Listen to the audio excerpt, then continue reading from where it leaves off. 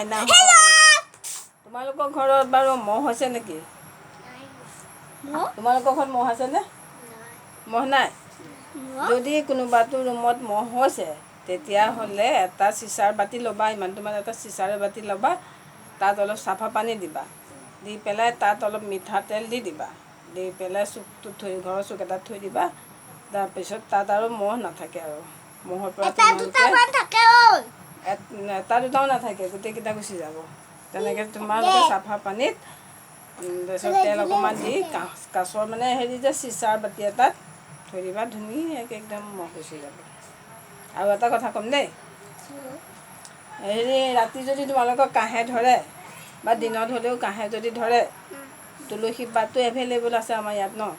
তুলসী পাত অলপ খুন্দি পেলাই ৰসটো খাই দিবা 3 দিনমান কাহ নাইকিয়া হৈ যাব আজিলৈ হ'ব ন বাই